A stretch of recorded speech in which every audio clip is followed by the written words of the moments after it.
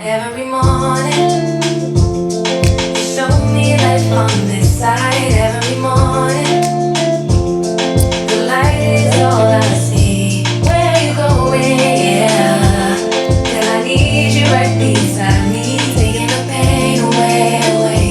Baby, you make it all okay. The feeling you give to me, show me how to be right where the heart is. And now I can see my wings, 'cause I believe I'm finally falling. All because of you. Feel the rhythm of your heartbeat all night. Can't nobody love me better all night. After the chorus. Even in the darkest night, it's alright. 'Cause you'll always be, yeah, all mine.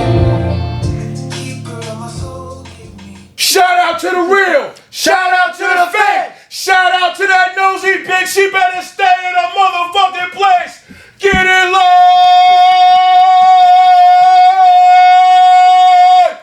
Pump. I'm here with my co-host. Chad the Saga in the motherfucking building. I know y'all ain't used to seeing him, but I sent her some money. I flew him out. We here. Big time shit. And Let's we go. sitting here with a major star in the making. Major businesswoman. We're doing major shit right now. And I don't even think y'all understand or comprehend the type of things that's about to happen. Boom! Olivia, introduce yourself. Well, I mean, if that was an Aquarius intro, if I've ever seen one. That's definitely Aquarius vibes, baby. I love it. Hi, my name is Olivia Emitrano. I go by O.livia as an artist name, and I'm releasing my first album. Releasing the first album. What is it called? It's called Ibby. That's the name I called myself when I was a kid, and making music is a callback to my passion ever since I was born. So it was just kind of in honor of my inner child. Ibby. Why? How'd you get that? I think because I couldn't say Olivia, so I would kind of do a little Ibia situation, and then it got shortened. But also it's because in the first track, it's an intro track, and I have this clip of my mom kind of in the background of this ambient folk song that I wrote for her. And it's a clip of her saying, "What does mommy call you?" And I say Ibby. And my mom, she actually has late-stage Alzheimer's disease, but she was always the one who took me to every voice lesson as a child. I was a trained opera singer very young as a child. It was something that my mom nurtured in me. Took me to every recital, every piano lesson, and she always knew that I was meant to do music. She always saw that I was gifted, and she put so much work in for me as a kid. And so me rediscovering this after many years of falling off the music track and starting a business and all the things is me honoring the fact that she witnessed me and she really deeply saw me, and so now I'm going to bring it home for her. So, you mentioned your mom's having Alzheimer's. Yeah. And, you know, how was that for you? It's been difficult in one way, but in another way, there's been a silver lining where it's been a little bit healing, because we had, as much as she absolutely nurtured me and saw these gifts in me as a kid, we also had a difficult relationship like many mothers do with their daughters. I have a song about it on the album. And it's very much a generational cycle, I think, because the women in our lineage had a very hard time. Going back, there was a lot of arranged marriages and kind of religious oppression. And I think a lot of the women in our family sort of put a lot of that external rage and pain into their relationship with their daughters because they didn't know anything else. And that cycle continued. And so, you know, my mom didn't always maybe, quote, get it right with me. And she had a really tough time here on earth, even in her healthy days. She never really was super happy. She was kind of like a tortured genius. And so we had a tough relationship. And then when she got sick, she had Alzheimer's for many years. She was diagnosed pretty young. And then... if you don't mind me asking, what do you mean pretty young? She was diagnosed in her mid to late 50s with early onset Alzheimer's, so she had to stop teaching. She was a teacher in the Bronx for many years, and she had to stop teaching and leave her job. And she watched her father die of Alzheimer's. It runs in our family, so it's a really big thing. It was another reason why I decided to take care of my health and start a health business. And you know, it kind of progressed slowly, and then both of my parents had very severe cases of COVID at the same time, very early, before we really knew anything. And my mom was on a ventilator for 3 weeks, so we thought she was going to pass. And the doctor had told me, like, hey, I think you need to prepare for both your parents to die. And so I did. And that night I prayed and cried and screamed, and I begged my mom to stay. And that night, because I so badly wanted her to live and wanted her to stay, it was like I forgave her that night, that instant, for everything that happened in our relationship growing up. And she lived. I woke up the next morning and they called me and said we were able to wean her. It was kind of a weird, miraculous thing. And I was left with this gift of having my mother still here on earth and being able to forgive her in real time. Like, it didn't take her dying for me to forgive her. Because a lot of times that happens when you have a tough relationship with a parent. It definitely happens. So, yeah, I was able to just kind of experience that forgiveness and also experience seeing my mother now in these stages. You know, when you have Alzheimer's, you kind of become an infant. Again, it's you go backwards. And so now I get to see her as this little girl, and I just realize that's who she is. She's always been this little girl that just wanted love from her mother and didn't get that, and that's why she did whatever with me. And the forgiveness that it's given me and the freedom that it's given me to have that experience and break that cycle is priceless. Yeah, you know, when we talk about parents, being a parent is such a hard thing to do, man. You know, I had difficult relationship with my parents. You know, I just started forgiving my mother recently. My dad, I've been forgave him. He passed away. So I understand what you said. We had a difficult relationship. A lot of things happened. Do you feel like it took his passing for you to forgive him? No. No. I did it beforehand. Is it growth? Huh? Growth? No, I just, one day, you know, when he started coming back around, you know, I was in the street by then, and I was on the way to prison. I was just watching him one day, and he looked like me. He walked like me. He did his hands. His mannerisms was the same as me, and I was just watching from afar. And I'm like, oh, shit, I do that. And I'm watching him move around. He's just talking to himself, and he's just moving, and I do everything that he did, every gesture. I do it right now. I do this. He does that. He has pictures like that. Most of my pictures like this. It's the same thing. So when I seen that, you know, he got hooked on drugs, heroin, and, you know, crack and all that stuff when that came out. So you know, when he got sober and he got married, he had more kids, I knew it was just the drugs. Like, I got to see my father for who he is, you know what I'm saying? So the drugs took him away. He didn't want to go away, you know what I'm saying? So it made it easy for me, especially I started going down the same path. Not so much drugs like that. Like that motherfucker was using. Yeah. Nah, not like that, but, you know, Just street life. Sure. But I forgave him, man. You know, I love him to death. And, you know, in my 20s, we got closer. When he passed, shit broke me kind of. Yeah. Kind of messed me up when he passed. I didn't even know it was going to hurt so bad. And it really did. You know what I'm saying? Shout out to my pop. Rest in peace, buddy. Shout out to the real. So, back to this music thing. So, you talk about singing from the beginning. Yeah. What age did it start? I mean, I have videos of me at a piano screaming, singing when I was 2-3 years old. So all my home videos are me obsessed with music, dancing to Gloria Estefan, you know, dancing with my dad, singing Earth, Wind and Fire, Luther Vandross. I was just obsessed with music as a child. So I started voice and piano lessons maybe when I was 4 or 5, but even as a baby, my mom took me to something called Kindermusik. It's this German class where you just bring infants and, you know, 6-month-old kids and 1-year-old kids, and you just let them kind of play around with music and instruments and make sounds, and it's a space for kids to explore music. So it was just in my DNA, and my dad was in a band. He was a drummer. A lot of people... He really wants to play on one of my songs. I know that's what I was going to ask. And so I let him practice and show me what he would do, and it's a lot of sizzle. It's a lot of sizzle on drum, and I'm like, Dad, we don't do that anymore. We don't. I need a little sizzle. You know, it's like he wants to do a lot of transitions, and he wants to do a lot of these like very live, you know, dramatic. Solos. Yeah, and that always happens when you have the musicians. Everyone thinks it's a solo. And that happens when we're comping the tracks now. It's like, we're like, oh yeah, the sax player thought he was the only one in the room. Got it. So, you know, my dad does that with the drums, and he's a little oldie with it. So I did write a song for my second album called 80s Baby, and it's a little bit more of an 80s song, and I wrote it on his birthday, so maybe I'll let him play the drums. Gotta get him on it. I know. Gotta get him I on think it. that'd be a good moment. Yeah. I think he would love that. But just being able to show him the music and come home with my demos and play them for him has kind of reconnected us in a way. So that's nice. So he doesn't have Alzheimer's. He does not. No, he just has stubborn Is he still Taurus. with your mom? He is my. Are you a Taurus? Did I just fire shots? I think you're a Gemini. Yeah. You got that right? It was your reaction before because I was pattern recognizing when I said Gemini moon. He was like, the reason why I did that is because I was gonna say that your moon was a Gemini. yeah. Because you pattern recognize. Oh yeah. No, our brains are in every place. But no, he's a stubborn Taurus, and he is actually he's my mom's main caregiver now. And then I have 2 other caregiver aides that come every other day. Like they kind of just switch off so that she can have more care.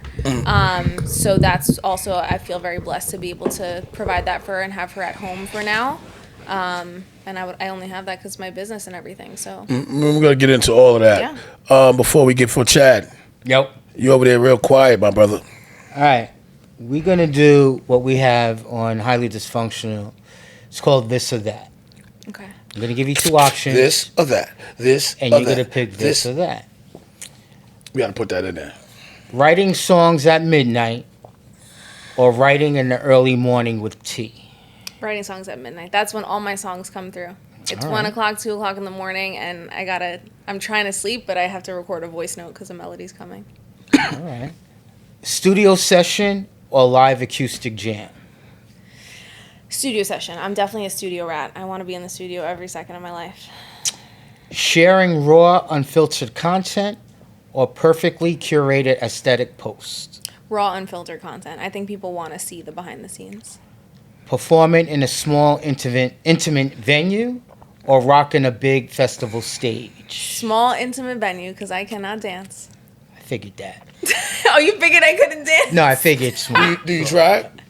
I mean, I can dance like in the club, but I can't dance Oh. on the stage. I don't know. You gotta build Herbal the stage remedies presence. Ooh, or modern wellness products? herbal remedies for sure. Lyrics first or melody first when creating music? Melody is king. I do gibberish melodies and then we find the lyrics later. Nature walk inspiration or city nightlife inspiration? Nature walk inspiration. Sometimes I gotta run home from the walk to write the lyrics down because they come. Last one. A collab with another artist or a solo project spotlight? I think I'm ready for a collab. There we go. Who would it be? Yeah. It's got to be the number one. Or the number one that caters to your style. Maybe Thames. Shout out to Tim. Shout out yeah. to Tim. I see her on the internet. I know she has a very big ass, and I'm really impressed with it all. You know what I'm saying? How do you feel about it? Her ass or the music? I mean, Oh. I don't. It's a ass. It's highly dysfunctional, Yes. baby. Yeah. Shout out to Tim. She be really dancing on that stage. She does. I saw her in London. She was, oh my gosh. You went to see her live? Yeah. It was when she wasn't as big, so it was a smaller venue. That was my first time solo traveling to London. I went just to see Thames. How many artists have you went to go see? Not many, because I don't like big shows. You never did the Beyonce. No. You would never do the Beyonce. No, I get very overstimulated. I don't like big crowds. I don't like... Like lounge settings. Yeah, lounge settings or like a small outdoor venue where it just feels a little bit more personal. Also, a lot of times the bigger it gets, they don't know how to mix these sounds. It's terrible sound quality. I can't even hear them. Makes sense. Like It I saw does. Thames at Radio City recently because she's now much bigger, so she needs bigger venues. And it just, you really couldn't appreciate her vocals and hear her vocals. Whereas if it's an intimate setting and you don't need to be blasting the speakers, you really get to hear the quality of that person's voice and their tone, and it's just a real experience. Shout out to the real. So when we talk about your album right now, is it just a bunch of songs or is it a personal thing? Do we got a story behind it? Do we have, talk about what brought these songs together? Yeah, well, there's definitely a story behind it. I think each song is part of my story. And, it's interesting being on the internet for as many years as I've been on in a different field. We were talking earlier about how I've been I guess you could say wellness influencer, but I kind of hate that word because I'm not really influencing people to buy things as much as I've been sharing my life and sharing education. But being a wellness influencer for 10 years, I've had to kind of produce a lot of my life and explain a lot of my life and kind of commodify a lot of my life experiences to make them into stories that people can consume and learn from. And you kind of sacrifice a lot of privacy and share a lot of things with that. And then with the album, it felt like, yes, these are my life experiences, and in many ways they're much more personal than things I've shared, but for the first time I don't have to explain them, and I get to just exist in them and create art about them, like my rawest expression, instead of making them into a commodity. And whoever feels it and resonates with it gets to enjoy it, and whoever doesn't. And it's the first time my life hasn't been kind of like a business. So, what's the most personal track on the album? The most personal song on the album is probably Maya's Daughter, and that's the song I mentioned earlier, is the letter from every woman in my family to her mother, kind of just asking, why did you do this to me? You knew how bad it was to be treated like this by the rest of the world and by your mother, and then you turned around and you did the same thing to me, and you knew that I didn't want to be alone. You knew how it felt, so why did you kind of inflict the same cycle onto me? So that's been a pretty personal song. Let's hear it. I was born with my feet on backwards, far with the wind, guessing not a precious pearl. I was destined for a disaster. Something was different, but I couldn't really figure it out. Started to think what's best for me was my silence, crowded in my own violence. Hands tied, I was binding. All eyes on me, but none looked over my shoulder. Only way out is over. I thought that I told you that I don't wanna be alone on this road. But you gave to me all, I'm on my own.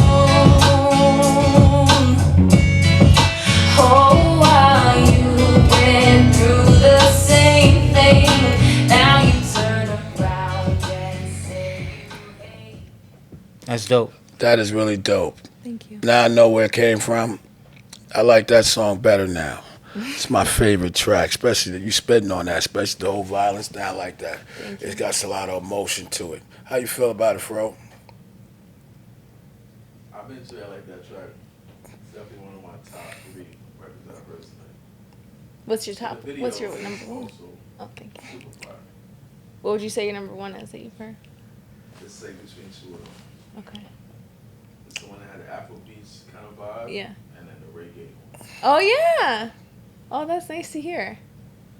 That one I was like, I wasn't sure. I don't know. It was just such a stretch from the rest of the songs. There's also a song there that's almost like it's giving a little Disney. It's giving a little ballad. There's a violin in it. Like every song's a different genre. We're going to get into that. But let me ask you something. So you're from Yonkers. Yeah, from Yonkers. So talk about growing up in Yonkers. Shout out to YO. Shout out to YO 914. Yonkers is a wonderful place. We used to be 914. All right? I don't know why they changed this. When they did that, they made us look really bad. 845? Yeah, I don't know why they did, but we was 914. Everything was good. And then they did that, and now we looked at it different, and I don't like it. I got to tell people, like we used to be separation. 914. Right. I grew up 914. 914 is very special. It There's is, something man. about it. It is. There's just a vibration. They took to it from us. So go ahead, tell me about Yonkers. Well, the great thing about growing up in Yonkers is that you are exposed to a little bit of everything, which I think is very much reflected in the album. And you just have friends from every single walk of life, every single culture, background, economic status. Well, maybe there's not a lot of rich people in Yonkers, but you could go Next a few door. neighborhoods over to Scarsdale and Bronxville. And Scarsdale, definitely. I think it was kind of exactly what I needed, because as much as I had the Yonkers experience, like I said, my mom really did try to also give me better. My parents very much lived paycheck to paycheck and always did what they could, and my mom saved up a lot and put me in things like opera voice lessons and programs still where hit I was that? in what? You can still hit that opera. I could hit that opera better than I could hit any of this. Really? This is a stretch for me. Opera is where my voice likes to sit. But I mean, even at the run at the end of this Folky Maya's Daughter song, you hear a little bit of the operatic influence. I mean, I never really heard opera before. I never heard it in my whole life. I mean, I can sing a little opera for you. hit it. Right now. Hit it. All right. Oh mio babino caro. You see how we moving out here? This is talent right here. So would you do any plays in opera now if they called you? Would you do movie work? I don't know. I mean, I did a lot of like community theater. I was Annie, or I did a lot of that growing up. That's why there's a little bit of that almost like Broadway Disney in that song called Wishes. But I don't know if I would do that. I want to explore more R&B, a little bit more folk, a little bit, different genres versus like that classical training that I grew up with. Now, I know you wouldn't do it for music, but as far as like if they came for roles, plays, would you do it?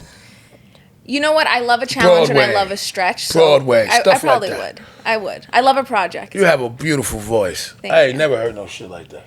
You I heard mean, that before? I would sing the whole No, thing for you, but I'm a little... She unique right over here. There's something special Shit, going on. You know what? We're going to get a moment for all of that. So, what is your favorite R&B artist? Brandy. Why Brandy, though? You know, when I think about Brandy, I think she could have made more music. I wish she would have made more music. I wish she would have made more music, too. Break down her door right now and beg her on my hands and knees to make more music, 100%. I also think, she was so locked into her sound with Rodney Jerkins, with Dark Child. I think that made it hard for her to make a lot of music because that became her signature sound. So I imagine it was very difficult for her to work with other producers and find someone who was able to lock in with her like that. When you find your producer and you guys lock in, that's rare. So she did just do a project, I think 2 years ago with Daryl Camper Jr. It's like they call him Camper. And I loved that project. It kind of gave a little bit of Dark Child. It gave a little bit of that like kind of creepy, sad R&B dark vibe to it. But I don't think that it went off the same way that her projects with Rodney Jerkins did. So, You know what I think about Brandy? I don't think she aged well. Yeah. Her Really? music, I don't think her music aged Oh, the well. music. Yeah. oh, the I thought music you meant definitely her. aged well. What song do I be mean, hearing? Boy's Mine, that's about it. I mean, Almost Doesn't Count. When You Touch Me. Oh my God, what a song. All right. I'm losing the argument a little bit, but I like her. What about, what's that? Yeah, joint? What About Us? I like that joint. That's her latest. Angel in joint. Disguise. Oh my God. She got some bangers. Yeah. I still don't think her later music didn't age. Though. No, the later. No, Her later no, shit, no. it's like she was like kind of like a child star, except for that project we was talking Yeah, she also did a album in the mid 2000s, and I just think music was in a weird place, like a weird Marketing synthetic issue going on. place too. where it was a little Sound. kids boppy sounding. And I think that threw her off. She really needs that true like old school stacks, ad libs, harmonies, fullness, playing around. Like that's what she needs. Someone who could really vocal produce her. about. You know, they put her and Monica like in the same crew. They're going on tour soon. Monica Again? will never be You're not a big Brandy. Monica fan? I mean, Monica, no, I'm not gonna lie. Monica has some great, like some hits, but I would pick Tamia over Monica any day. Tamia did pretty good. That's Tamia Grant Hill's is- wife? Grand Hills wife. Nah, she makes nothing but hits. God, I love her. She's just come out, make a hit, boom, disappear. So where are you Monica at? Why can do you think right now, 2025, we have not got the next big R&B R&B? star? Until you here. You're here now. But we're talking I'm about here what do now. you think I'm is here wrong to with the R&B save- game? Save the game. R&B world. Yes. Well, Here I she also is. don't know if I'll be in R&B forever because I keep writing folk and country songs randomly. I was telling you guys I wrote a country Country's song. big. In You London. wrote a country so song? I did. I wrote a country song. I went to London last month. I flew my co-writer and producer to London to make UK R&B, and we made a country song instead. Where But that? I love it. Where that? Huh? Where that? I have a demo of it. Oh, is it? The demo's not. What, the demo's what not made the real you? thing. What struck that? Was it the spirit or just Yeah. something like, hey, I got to put this down? It was more, hey, I got to put this down. It's also that I was co-writing with a woman for the first time. I usually always co-write with my executive producer, Carlos. He and I write every single song together. We're yin and yang. We lock in and we just get each other. Shout out to Carlos. Shout out to Carlos, to Jackie's boy. He's on Angel, the track that we opened up with. He featured on it. That's the guy singing? Yeah, it's the guy singing. He sounds beautiful, too. He sounds good. His voice is amazing. He's also a Leo. So he and I are locked in, also butt heads, but in like such an understanding way. And we both are entrepreneurs, and it's such a good working relationship. But I was co-writing with a woman for the first time.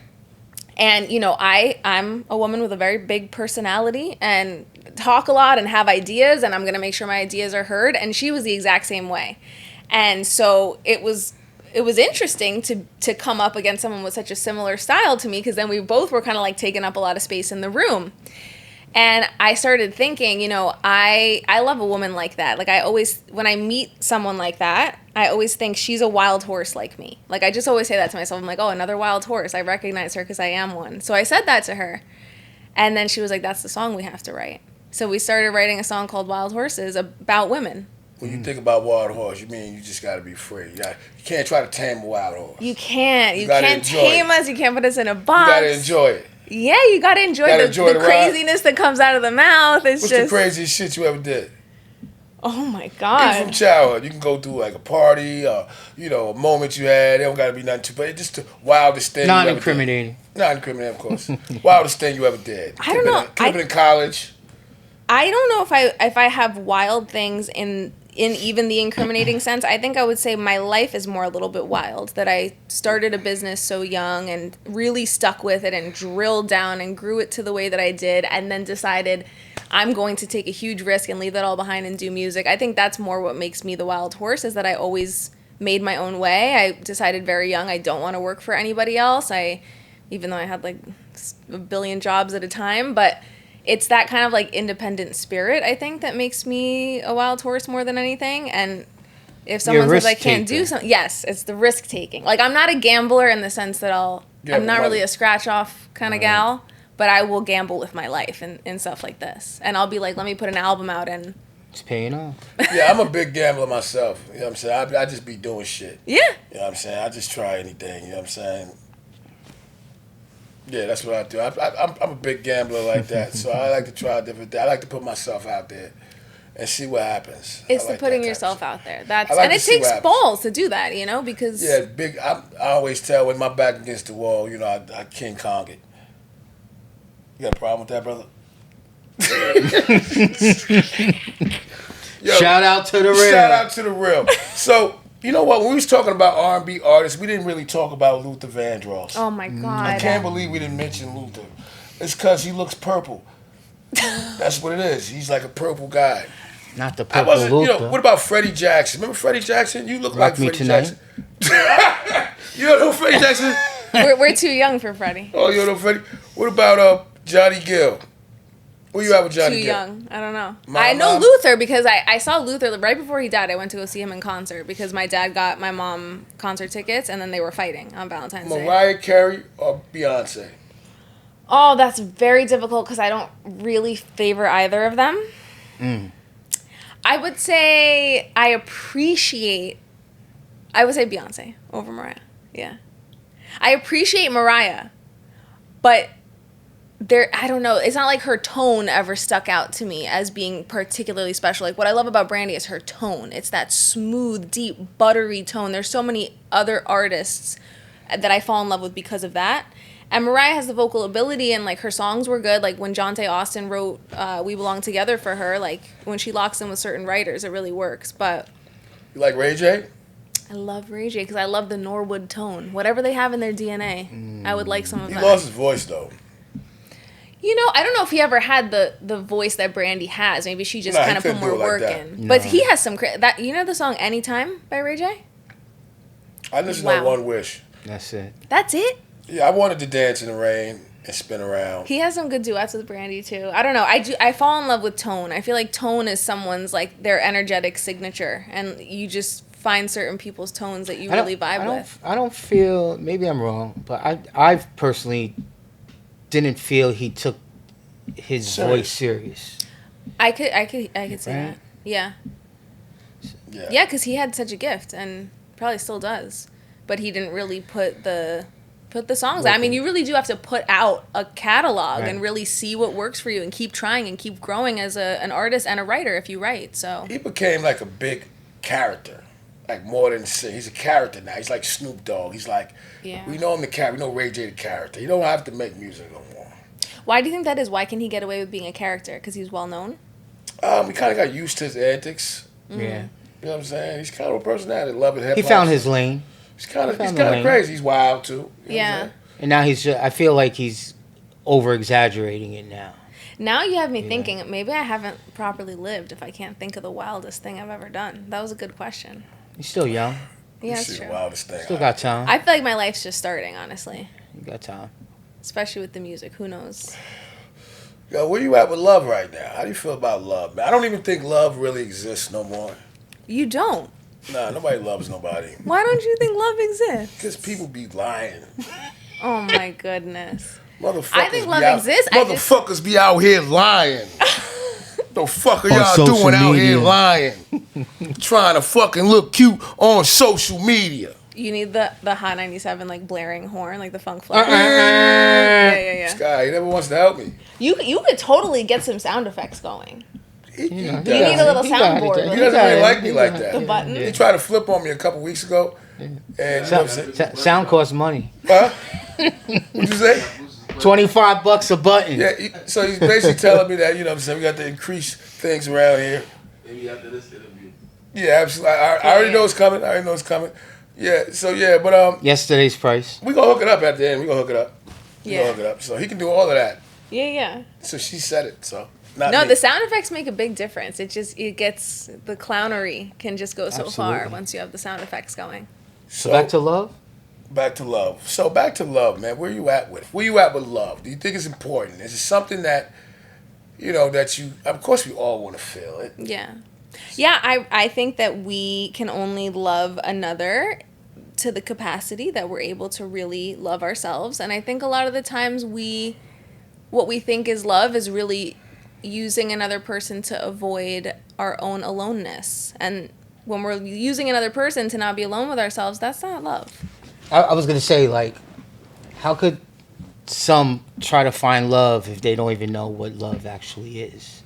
Yeah, I think sometimes love is attachment, love is safety, love is loyalty. We know the love that we saw that our parents modeled for us, but, you know, real love is not pretty and is not necessarily, it takes a lot of work to get to the point where I think you can fully see another human being and say, I love you for who you are. Even when that inconveniences me, I don't love you for what you do for me or the purpose that you serve for me or the way that, again, you help me avoid my own aloneness. So I don't know if any of us really like know love. I hope to one day really be able to love like that and Somebody. to love my partner and to love everyone in my life in that way. But I think that we inherit these cycles from our parents and from what we've seen, and we didn't always have the healthiest examples. So I think that was well said. Where you at with family today, based in the past? ooh, family is a tough one because it's, you know, family is your biggest trigger, right? It's like that's your spot. But I find that when I have a family member that triggers me, number one, the My thing I mama like to triggered me. do, you what? My mama triggered me. Yeah. And that's the thing. It's when we're the most like them. So whenever anyone in life triggers me, I first like to calm myself down by saying, I'm like that too. And I just like to think of a time when maybe in my life I've been like that. You know, when I have road rage, I'm like, no, I'm like that too. I've done that to someone on the road too. Like I need to relax. So I kind of take that same mantra to family where, you know, if my dad is triggering me and pissing me off, I take it as kind of a life hack because he teaches me the ways that I might also act sometimes and the direction that I could go if I don't have a level of self-awareness where I can check myself, because I know I'm a lot like him. And so the things that trigger me the most are ways that I act in my own personal life too. And sometimes when he's being selfish, it's a good opportunity or a good exercise to ask myself, where have I also been selfish? How was holidays and stuff with family now? Do you spend it with them? Yeah, I always spend holidays with family. But, you know, it's hard because my mom is in such a late stage of her disease, so she can't really, you know, she's bed-bound, wheelchair-bound. We have to lift her into the wheelchair, so we really can't do much. We have to go to their house. And it's more of a sad, mournful kind of situation, you know? It's like, it's been pretty tough. But we definitely spend that time together, and I think that staying close with family, even with all the dysfunction that our families have, has kept me really grounded over the years, both in business and now with music. You know, when I talk about family, what's up?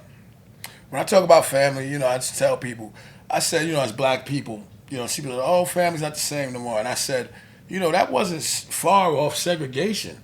Like, we didn't know nobody else. Like, the families each didn't other. know. That's why we was all together. Right. We was all grouped together. You know what I'm saying? Like, we that's all we knew was each other. Yeah. But as soon as, excuse my language, as soon as these niggas found something to do, the family separated. Right. And I try to tell people, like, the families was together because we didn't have nothing. We just started mingling with other races. You know what I'm saying? That's why we was all together. That's why we know our cousins. My kids, they don't know their damn cousins. Mine too. Really? Yeah, I grew up with. Don't you think that's so important, though? What do you think? But it's so fucked up now, man.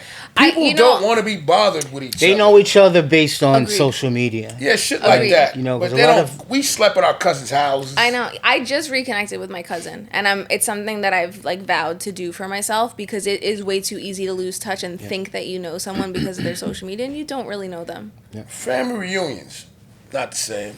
But who's planning them? That's the thing. We have to be the ones. If we really want that, We're not it doing takes a that. steward.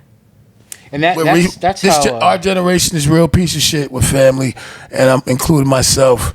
Where's the family reunion, people? Well, that's what I mean. So sometimes there's this really good book called The Art of Gathering, and it teaches you how to throw a good gathering. And it says that you need to have a disputable kind of reason for the gathering that would exclude people who didn't want to participate. If you want to make a really good, not just a funeral, but like having a themed gathering. Being like, okay, everyone has to come dressed up as a different 70s R&B artist, or everyone has to come with one story from their childhood that someone else in the family would want to hear, or like one story about someone else in the family. And it's like a story sharing party, and everyone has to go up on the mic and tell a funny story. So when you give people an activity or like a task to come with, they're more likely to come and actually participate in the event. And then you get to be the leader of that. And something about the leadership and like organizing the event in that way gets people to buy in a little bit more. So I think we just have to be more creative with our gatherings because our attention is taken by all of these things that are very high stimulation, right? We can be entertained in so many ways. So if we also want to make entertaining gatherings for the people that we love and get them together, we kind of have to just put the work in and be a little bit more creative sometimes. That's a good idea. I just learned something today. I'm gonna start doing that on my dates. I'm gonna have to give them something to do since they just want to show up and just act crazy. You gotta give women something to do. You gotta give them tasks. They don't know What kind of task? anything. Jump on one foot. I don't know. They gotta do something. They need something to do. I did throw a party recently where I had everyone come and they had to pick a name out of a hat with the other party guests, and then we had to paint each other. Like we each like blind, right? Seeing Like, each so other. What, you you sit it. Well, no, not blind, but like the person that you were painting couldn't see your portrait of them until the end. So you guys were sitting across from each other at a table. There was like, I don't know, 14 of us. So it was 7 on one side, 7 on the other side. And yeah, you just picked a partner at random. You got an hour and something to draw them. We had drinks and food and everything. And then at the end of it, we had to do the big reveal. And you know, some people's paintings were like maybe objectively horrible, but that was what made it funny, right? Like, and you get to see how people feel about you. Big head. Like, big honestly, ears. yes. Draw you like a crackhead. There was an interesting element where like things were revealed in the paintings. It was You very. can see it. You can see it. It was kind of fascinating. Big fat lips. Or just No, an the detail. expression. The The detail. detail. There was a certain Expression. expression where someone was like, "Oh, is that how you think? Am I That's how that you see me." sad? Like, wow, that's how you see me." It's a very interesting human experiment, and I do think that we had a lot more fun at the party because there was this shared goal, and like you're kind of creating camaraderie, and it's almost like team building in a way. So doing that with family sometimes, even if it seems corny or it's extra effort, It can make all the Worth difference. And we got to be the ones to kind of keep these family gatherings alive because, again, our attention is being commodified in every direction. Right. Are you a girly girl or are you like a tomboy? Did you grow up a tomboy? Like always into something? You on a tree and stuff? I actually was never on trees growing up necessarily. I didn't really like nature or exercise or anything. I was like an overweight kid. Really? I was. And Get out of here. No, I was. And I didn't really have a connection to the earth. Now I love to be hugging trees and in the dirt and in nature, and it's a very big part of my life.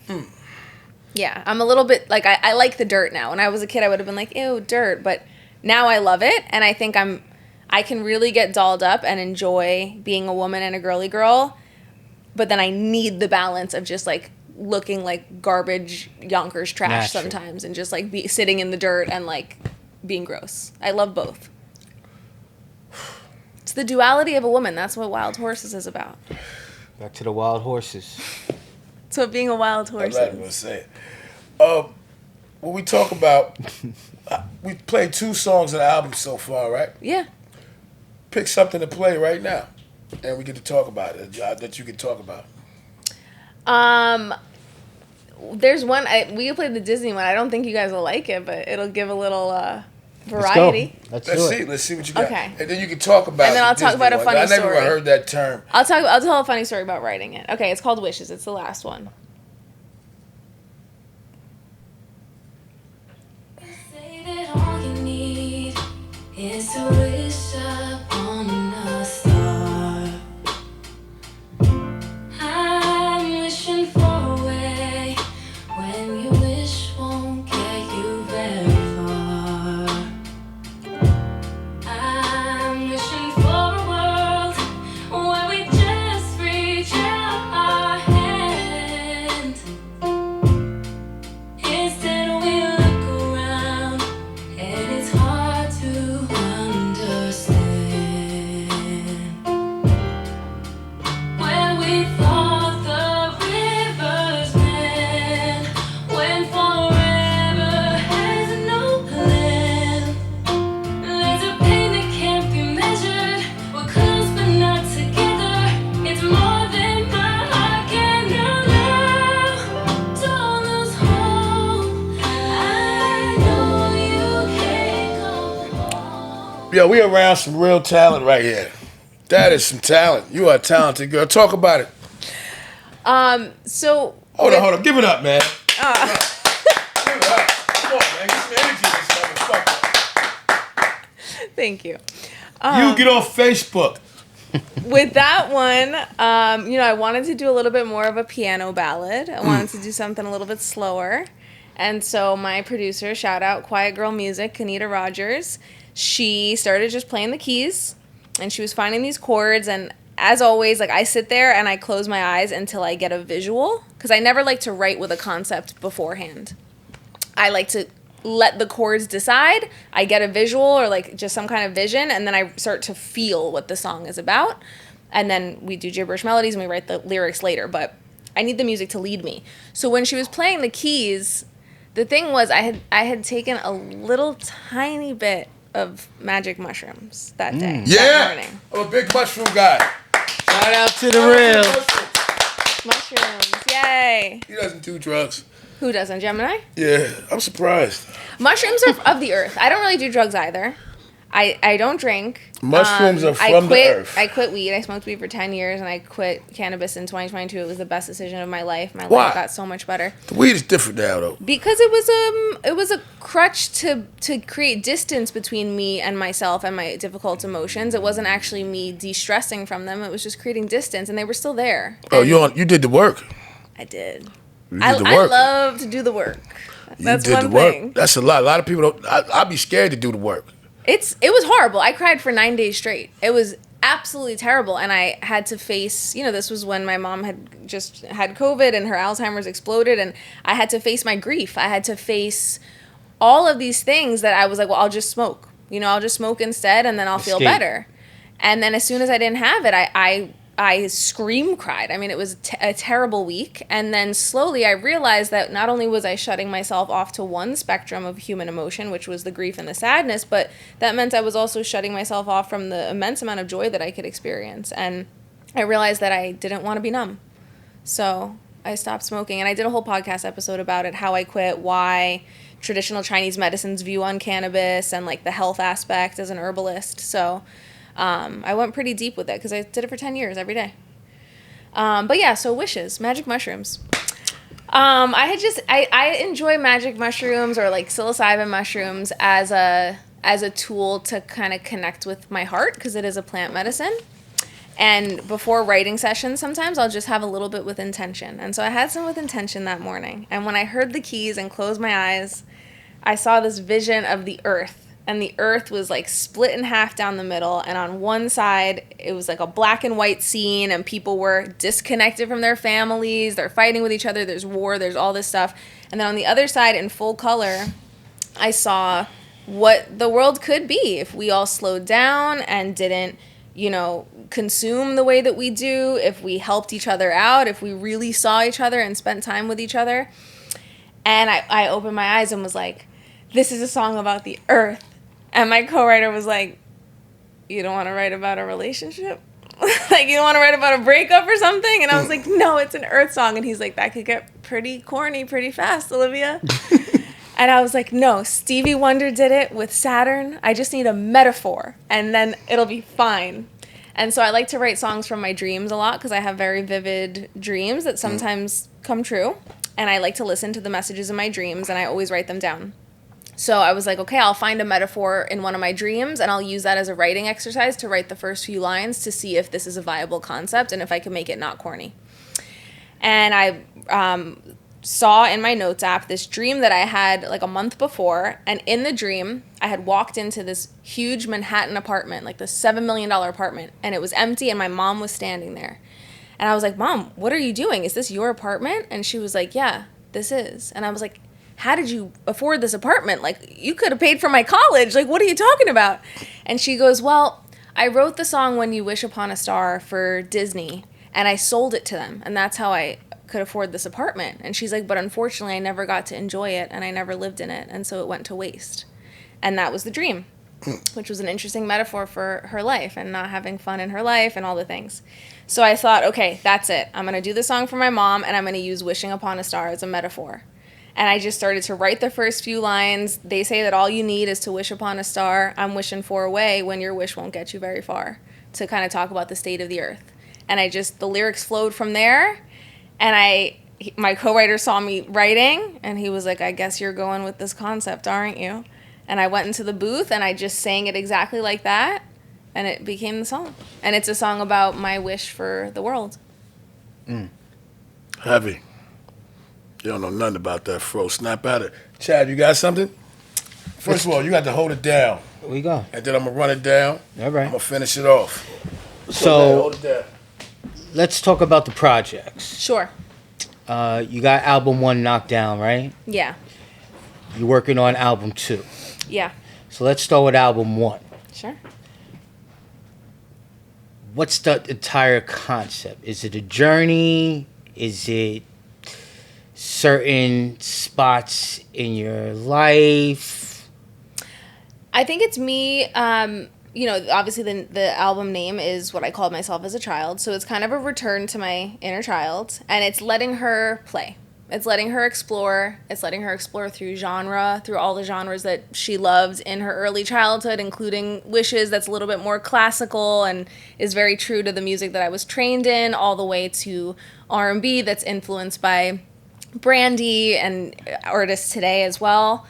And it's just kind of letting her go a little wild and have the reins that she never really got to have, because once I stopped making music, I sort of started having any outlet to have fun and to be free. My life, I was always a very serious child. I'm a very serious person as well, and like quite obsessive about things. And so sometimes I take life a little bit too seriously, and starting a business so young as well, it's like my life's just been work. And a lot of people who are very close to me tell me that I don't always know how to play, or I don't always know how to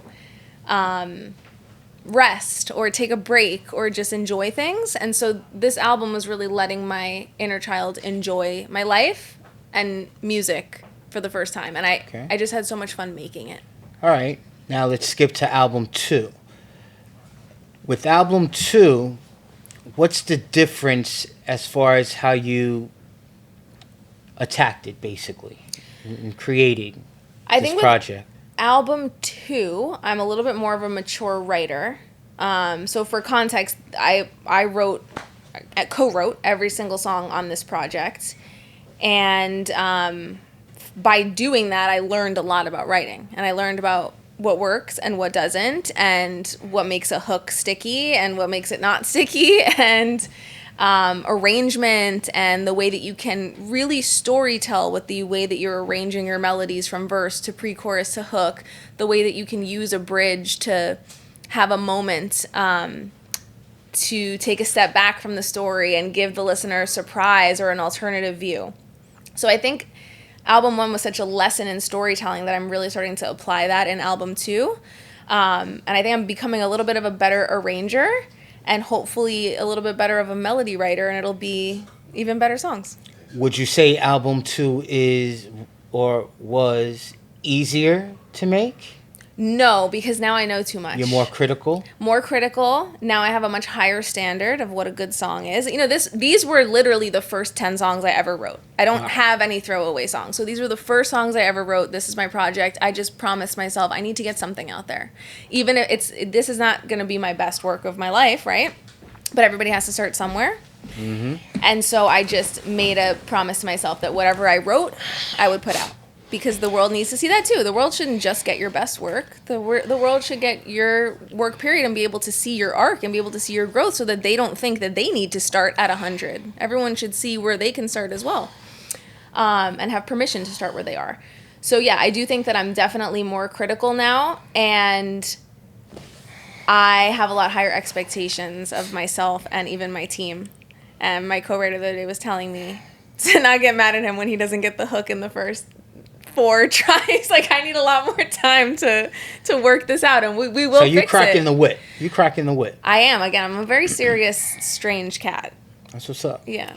So let me ask you something. Yeah, I forgot what I was gonna say. Shout out to the real. Shout out to the real. Nah, I'm joking. All right, shout out to the real. So let's talk about it, man, because we didn't talk about it. So, as a female in the business industry, yeah, we didn't talk about that, so we got to touch on that real quick. You're a wellness coach, or? I'm a clinical herbalist. I did a 3-year clinical program in Manhattan to study traditional herbalism, and we had a clinic in Harlem. So I saw people one-on-one and created formulations and plans, and really learned the art of herbalism. What is the art of herbalism? It's really Besides just weed. It's weed is in there. Although weed was not used traditionally the way that we use it now. In Chinese medicine, they would use the seeds and different plant compounds. What do they use it for? Just moving chi, like moving stagnant energy in the body for pain. But they would use the seeds. They wouldn't really use the psychoactive parts of the plant. But really, traditional herbalism is the study of plants, both botany and the structure of plants, how they grow, their phytochemical composition, and what those phytochemicals do when they react with our physiology. And it's also the medicinal application of those plants in a modern setting for modern day imbalances. So it's really this lost art of understanding the materia medica of plants, really being able to know how to use properly, safely, in the right doses, 50, 100 plants in your repertoire, and be able to combine those plants in the right formulations to help address someone's very unique condition and unique energetics. So that was a really important chapter in my life, because it gave me a huge skill set to be able to not only help my own ailments that I had and some health issues that I had, but has helped me to be able to impact a lot of people through my company. Organic Olivia is the name of the company, and it's a line of herbal formulas that I formulated myself after learning all of this. And some of your customers, do you talk to them? With what? Your customers. My customers. You interact with them? Oh my God, of course, yeah. Especially, that's the beauty of social media now, and being able to be the face of a brand and the founder of a brand, is that you can interact with people one-on-one all the time in your DMs. And I can also poll my customers on my stories, like, what what issue do you need the most help with right now? What are you struggling with the most right now? And I can formulate based on that.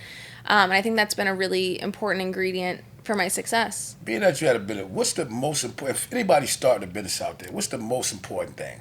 That you need to give value first before you expect it back. That you really need to be able to give people enough value where that eventually, when you put your body of work into a very thoughtful package, like a product or a course or whatever you have to offer, that you've given them enough free value from your heart because you genuinely wanted to help, and you've made enough of an impact with the work that you've put out there preliminarily, that they will then turn around one day and want to say thank you by purchasing that thing because they know that you've invested in them, so they're ready to invest in you.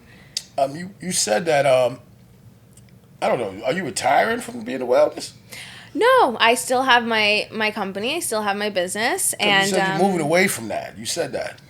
I certainly am moving away from that in terms of my time commitment. All right. So, and I also, even publicly, I used to share content all day, every day about different herbs and my routine and educating on plant medicines. And I think that I, spent 10 years doing that. So I have hundreds, 500 plus blog posts on my website. I have thousands of Instagram stories and, all this content that I've put out, YouTube videos, everything. And I've really I've sort of unloaded the clip of my education and what I have to offer people. And I feel like that's what you need to do. Like there's this guy, John Wineland, and he always says that you should die empty. You should really die giving all that you could give. And I feel like in the lens of herbalism and my unique perspective on it and the way that I teach, I feel like I really did give that. And now I'm ready to give the world something new, and I'm also ready to share the process of making music and even giving myself permission to make it, even giving myself permission to face a fear of, what if this is the last thing I create? What if this was just a fluke and it's the only thing I'll ever be good at or successful at in terms of my herbal business? Giving myself the permission to be courageous and take another chance on myself and believe in my art. I think that was an important part of my healing journey as well, because healing is not just physical, it's also very much emotional and spiritual. So I want to inspire women and fellow wild horses with even my pivot into music. And I have this thing that I always say to people, I hope you make your art. And that's really what I wish for people, especially at this time on earth, at this time in our political climate. I think our art is one of the only things we have. And art is storytelling. And I think when people tell stories, it changes things. All right, let me ask you a question. Give me the 5 soundtrack songs to your life growing up. To my life growing up. Cause we all got theme music. We got soundtrack. I got my shit. Like songs that's like this is me. Like these songs represent me. These things I grew up on. Like shape my personality. Songs that shaped you. Okay. Growing up, like you would say. It would have to be. You have to reach back and say these are the songs that shaped me. 5. I did listen to a lot of Joe Budden growing up. Shout out to Joe Budden. Shout out to Joe. Got a fan. Put the camera. Let me go get this clip right now. Please, brother. On the phone, brother. Joe Budden got a fan, everybody. I never heard this shit. I know. I'm a Joe Budden fan. Fan. Stop! Yeah. No, you're messing. I tell people Pump It Up is one of the greatest songs of all time. No. I'm a big Joe Budden fan. Okay. I love Joe Budden. Nobody fucks with him though. They don't fuck with him. I definitely get clowned for being a Joe Budden fan by my own kin. But they hating though. Because Joe got some timeless music. Yeah. He was nice. You ever heard like Black Cloud by Joe Budden? I like his depressive music. I just used to be like a depressed kid. Mood music. Yeah. He had some moments, the independent run. Yeah. That was good for him. And I liked his wordsmithing. He's smart. I appreciate the lyricism. He's a weird guy too. He's so weird. I think he might brilliant. be. He's brilliant. I know. All us weirdies are brilliant. But I think right now he should come back with music. Sure. I think now is the perfect time for him. Yeah. I don't think he wants to. I think he will. I think he got to because he's really gifted. He's nice. He is gifted. And he's very nice. And he's the type of guy that gets deep, man. He does. And I think that's what people need, man. Joe Budden, get back on the mic. Joe Budden, you got a fan in me.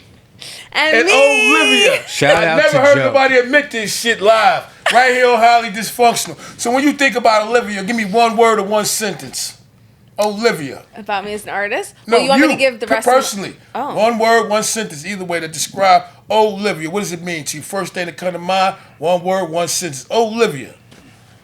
I'm always gonna make my own way. When you think about, Wait, you want the rest of my soundtrack though? yeah. Okay, so See, we got we're Joe floating, Budden. We float. My bad. It's okay.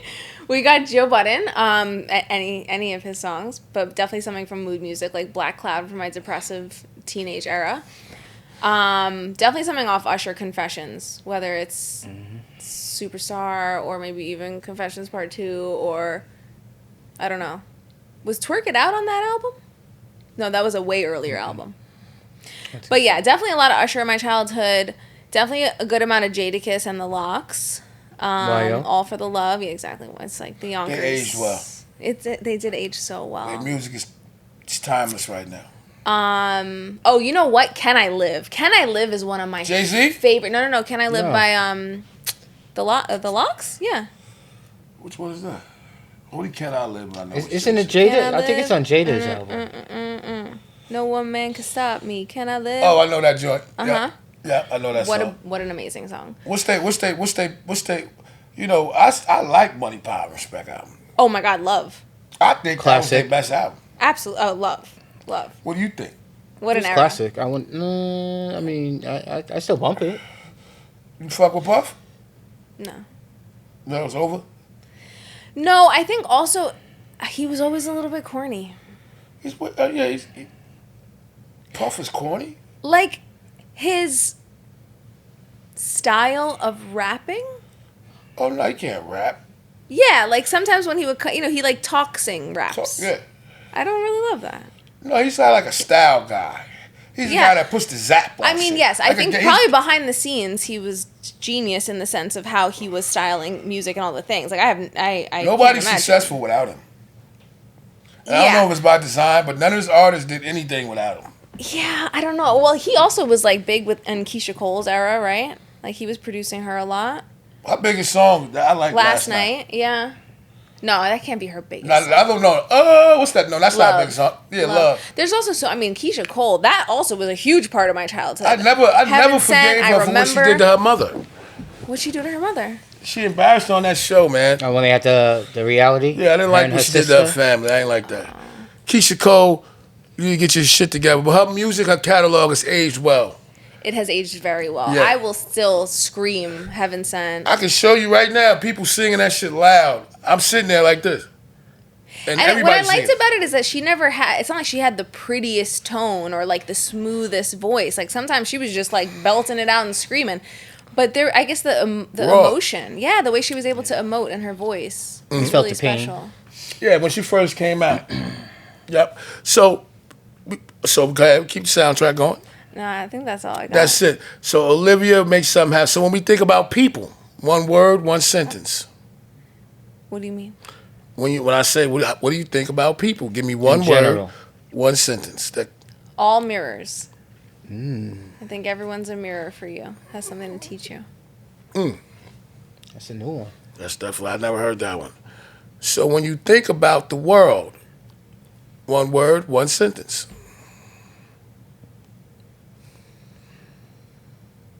Worse before it gets better. What's the perfect day for you? Taking a little bit of mushrooms. Out in nature, maybe on a hike with my dog, like really spending kind of dog you quality got? time. I have a black lab. Oh. He's the best. He's a sweetheart. How long you had him? He's gonna be 4 in October. Black labs are very smart. What's his name? His name is Banks, like Lloyd Shout My Banks. out son to just got a Banks. lab. Shout out Lloyd Banks. He's so excited about it. They're the best dogs. And like you don't ever have to worry that there's that 1% that maybe they'll just like bite your head off one day. They really just won't. They're just not aggressive. Very at loyal. all. Yeah, I mean, I very like loyal, my very dogs sweet. aggressive. I know. I know a lot of people do because that's like the point sometimes to protect you. But I don't know. My You guy. sleep with your dog? Sometimes I'm You very get to much the bed or I'm he a sleeps at the solo foot? sleeper. He'll even if I make him sleep at the foot, I'll wake up and he'll be in Even at bed. the foot in front of the bed. I'll wake up and And, all yeah. of a sudden he's right here. Describe what we only a couple months between the year's almost over. So what has to happen between now and New Year's to make this year a success? Oh, this year was already a success for me because I kept my promise to myself and I put music out. and I've been wanting to do that for so long. So I think, you know, your creation is successful the moment you put it out. I don't think that it's, you know, there's obviously many metrics that you can shoot for, but even just doing something is big. But you know, you're into astrology. Did you know, like, the numerology of this year? No. 2025 is a 9 year. So it's also the year of the snake in the Chinese calendar. But in a 9 year, it's a year of completions and endings. So this has been this hasn't been a very celebratory year for many people, or like the world at large. And it's because it's a year of a lot of like cycles having to be closed. But next year is a 1 year. So it's going to be a year of new beginnings. Remember I was telling you? A lot of things ended this year. A lot of things ended. Even in our personal life, a lot of things ended. Exactly. A lot of things started too. Yeah. And there's definitely like the little beginnings of new things. And next year they're really going to start to flourish. But this was kind of a year to like close the books on a lot of things. So I think, my goal now until the end of the year is to just continue to do that gracefully and to just kind of, do that with love. You ever had a bad trip on mushrooms? You have, it's only a bad trip. You got bad motherfuckers around you. Or do you just microdose? I've done a hero dose twice. I'm always hero. Well, you're an Aquarius.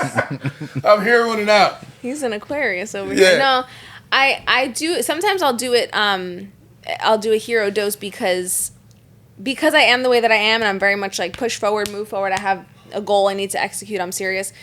I don't always feel my emotions the way that I could. And so I can tell when I have a backlog of emotions. And so sometimes I'll just take a Saturday and I'll just have like a ceremony with myself and I'll utilize some mushrooms and I'll just let it out. And I'll just really feel what I need to feel and like grieve and cry and write it out and do all the things. So I kind of use it as a therapeutic tool. And then other times I use it for fun with the girls. The only thing I don't like about mushrooms, sometimes, if you ain't in a good spirit, that shit take you places that you don't want to be no more. Things you got to see. Things that it's asking you to tend to. I don't want to be there. I mean, whatever's on your heart, it's going to reveal to you. That's what's so beautiful about it, is that it's asking you to see it. Them little What about chasing fears and everything start jumping up like, oh shit. But sometimes it's so important to look at those fears and to, to really face them head on and to just say, okay, and what if that thing happened? And what if? I would still be okay. Yeah, you too brave. Some of that dark shit, I'm done with it. I don't want to go back there, Dave. I see you, nigga. Word, that shit brought me some places that I didn't want to be, and it was real dark, and it was real sad, man. Even some childhood shit might come up, and it's like, whoa, where that shit come from? Well, you know what that means? That means that that's in your body, that's there. So either we look at it with a tool like mushrooms and hopefully with support, if you're doing it with folks who can hold space for you and who can let you vent about it and can really see you and witness you, or we just don't feel it or face it, but then it lives in us and it comes out in other ways and we want to drink it away or we want to do whatever, and it's still there. It's still in that body. Shout out to the real. We're here with Olivia. And we're talking about, when does the album drop? Tentatively September 26th. So it's a loose date. Yeah, because I again, as you can imagine, I give my mixing and mastering engineer hell, and we do a zillion versions until it's perfect. So the mastering has taken quite a while for each song. So we're taking our time. And talk about you said you got one album coming and you're coming out with another one. It's going to be 16 tracks. Yeah, hopefully maybe even more, but I'm aiming for 16 for the second album. But that'll still be a little bit. I'm going to LA in 2 weeks to record some of the demos that we wrote for the album. I think it's going to be called Wild Horses. I think that's going to be I like Wild Horses. I'm going to Nashville. You like Adele? To record Wild Horses. I like Adele. I mean, is it the genre of music that I want to listen to sonically to decorate my ears? Maybe not always, but I can appreciate her. I'd rather listen to Brandy. I would just listen to Brandy 24/7, or like some of these UK R&B artists that I love, like 10 Day I was telling you about, or Afrobeats. I love Afrobeats. It's just my soul. It just makes my soul so happy to listen to Afrobeats. Shout out to the real. So we talked about, did we play the single already? Yeah, Angel's one of the singles. I mean, they're kind of all. Did we play the lead single that you got out right now? Another Lover? Did we play it on the show? We could play it. Because we're about to get up out of here. Yeah. So let's play the lead single that's out right now.